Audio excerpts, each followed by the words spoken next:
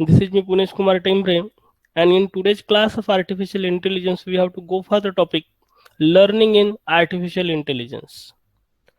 So, what is learning in artificial intelligence? So, according to the Herbert Simon, learning denotes changes in a system that enable a system to do the same task more efficiently the next time. यानी कोई काम अगर हम next time perform कर रहे तो definitely हमारा performance improve होना चाहिए. तो सिमिलर टाइप का टास्क जब हम दोबारा परफॉर्म करेंगे तो at that time previous type का एक्सपीरियंस हमारे काम में आना चाहिए और वो वाला एक्सपीरियंस कहीं ना कहीं परफॉर्मेंस की फॉर्म में रिफ्लेक्ट होना चाहिए. इस तरह का अगर इम्प्रूवमेंट अगर हमारे परफॉर्मेंस में है तो then that is treated as learning, and this particular mechanism was given by Herbert Simon. In 1997, Michel proposed that a computer program is said to learn from experience E with respect to some class of task T and performance measure P if its performance at task in T as measured by P improves with the experience. तो Michel के हिसाब से अगर हमारे पास कोई computer program है और अगर हम चाहते कि वो कंप्यूटर प्रोग्राम कुछ लर्न कर रहा है तो ये लर्निंग तभी पॉसिबल होगा जब किसी पर्टिकुलर टास्क के लिए हमारा परफॉर्मेंस इंप्रूव हो रहा है विथ रिस्पेक्ट टू एक्सपीरियंस. यानी किसी पर्टिकुलर टास्क के लिए अगर हम परफॉर्मेंस मेजर कर रहे हैं तो डेफिनेटली हमारा परफॉर्मेंस इंप्रूव होना चाहिए with respect to increase in the experience. यानी जितना एक्सपीरियंस हमारा बढ़ेगा ऑटोमेटिकली हमारा परफॉर्मेंस भी इंप्रूव होना चाहिए. This is what the story of the mechanism given by the Michel in 1997. Now we have to study what are the different types of learning in artificial intelligence. So particularly in artificial intelligence there are 5 ways to perform the learning. ये 5 ways कुछ इस तरीके से हैं. पहला तरीका है rote learning, second one is induction learning, third one is learning by taking advice, fourth one is explanation based learning, and fifth one is learning in problem solving. So we have to understand all these learning techniques one by one. First learning is the rote learning. Rote learning is possible on the basis of memorization. तो particularly rote learning का की concept अगर हम देखेंगे तो वो है memorisation. तो एग्जैक्टली हम करते क्या है, तो रोटे लर्निंग जब हम परफॉर्म करेंगे तो एट दैट टाइम किसी पर्टिकुलर टास्क के लिए इंटरनल कॉम्प्लेक्सिटी क्या है उनको हम बिल्कुल भी ध्यान में नहीं रखते और सिंपली मेमोराइजेशन परफॉर्म करने के लिए हम फोकस करते हैं.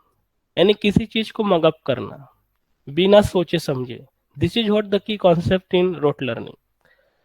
तो दैट्स व्हाई अगर हम रोटे लर्निंग परफॉर्म करेंगे तो at that time simply we have to avoid the inner complexities and we are focusing upon only the memorization. And that's why किसी पर्टिकुलर लर्नर के लिए स्टोर्ड नॉलेज को recall करना possible हो जाता है due to this memorization concept. इस चीज का अगर हम एग्जांपल देखेंगे तो when a learner learns a poem और अ सॉन्ग बाय रिसाइटिंग और repeating it without knowing the actual meaning of the poem और सॉन्ग. ये वाला मैकेनिज्म हमने काफी बार अप्लाई किया है. मेनी टाइम्स बहुत सारी चीजें ऐसी होती है कि जिनको हम मगअप कर लेते हैं. कॉमन लैंग्वेज में अगर कहा जाए तो उसको हम रट्टा मार लेते हैं बिना सोचे समझे. तो किसी चीज को मेमोराइज कर लेना बिना सोचे समझे, this is what the key concept of rote learning. Second learning technique is induction learning. इस चीज को लर्निंग बाय एग्जांपल भी कहते हैं. तो induction learning is carried out on the basis of supervise learning. जब कभी भी हम इंडक्शन लर्निंग परफॉर्म करेंगे तो डेफिनेटली हमारे पास सुपरवाइज करने के लिए टीचर या ट्रेनर अवेलेबल होना चाहिए.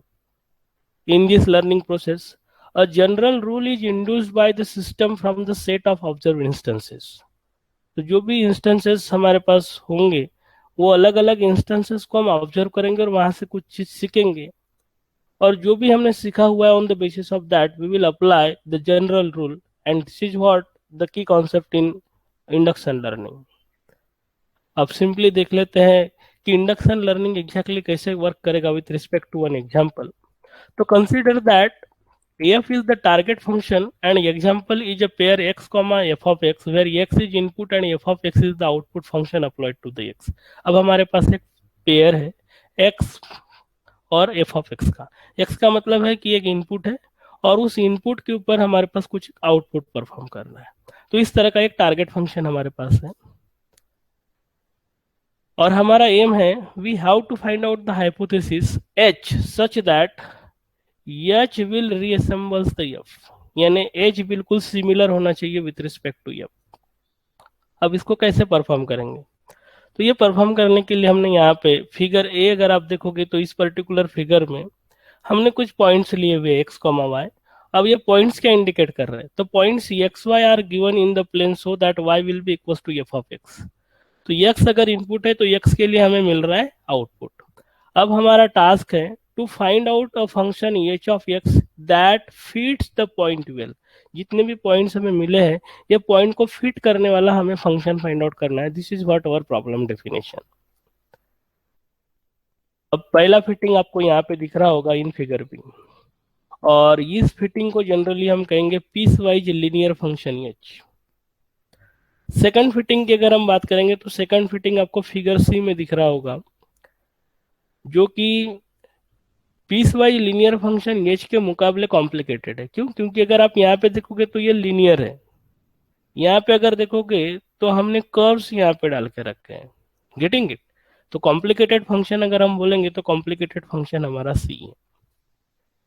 अब हमारा बेसिक प्रॉब्लम जो था वो था कि फंक्शन एफ को रीअसेंबल करने वाला फंक्शन एच फाइंड आउट करना था.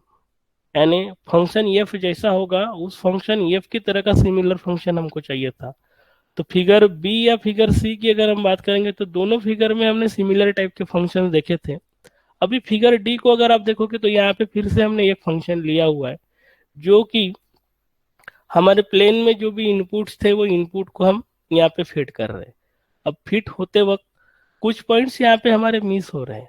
तो फिगर बी, फिगर सी या फिगर डी में जितने भी हमने फंक्शंस लिए ये हमारे अलग अलग एग्जांपल्स हैं और ये अलग अलग एग्जांपल्स के थ्रू हमारे फंक्शंस को फिट करने वाला फंक्शन किस तरह का रहेगा ये जनरली हमको यहाँ पे समझ में आ रहा है. Means with the help of example generally अगर हमारे पास कोई फंक्शन दिया हुआ है और कुछ इनपुट दिया है तो उस इनपुट के बेसिस पे उस पर्टिकुलर फंक्शन यानी इनपुट और फंक्शन इस तरह के पेयर को अगर हमें किसी फंक्शन के थ्रू अगर फिट करना है तो फिट करने वाले अलग अलग फंक्शंस कौन से रहेंगे? तो फिगर बी या फिगर सी या फिगर डी ये तीनों में से किसी भी फंक्शन को हम यूज कर सकते हैं. तो इस तरह का इंडक्टिव लर्निंग हम यहाँ पे परफॉर्म कर रहे हैं. Then third type of technique is learning by taking advice. So this type of learning is the easiest and simplest way of learning. In this type of learning, a programmer writes a program to give some instructions to perform a task to the computer, and once it is learned, that is programmed, the system will be able to do the new things. तो particularly हम यहाँ पे क्या कर रहे हैं कि हम एक प्रोग्राम लिख रहे हैं और उस पर्टिकुलर प्रोग्राम को हम ट्रेनिंग प्रोवाइड कर रहे हैं. और ये ट्रेनिंग किस तरीके से प्रोग्राम कर रहे हैं? ये ट्रेनिंग हम प्रोवाइड कर रहे हैं with the help of some instructions. और जब हमें पता चल गया या फिर जब हमने महसूस किया कि with the help of all those instruction हमारी सिस्टम ट्रेन हो गई तो फिर हम कहेंगे कि इट इज लर्न. तो पर्टिकुलरली ये कैसे हुआ?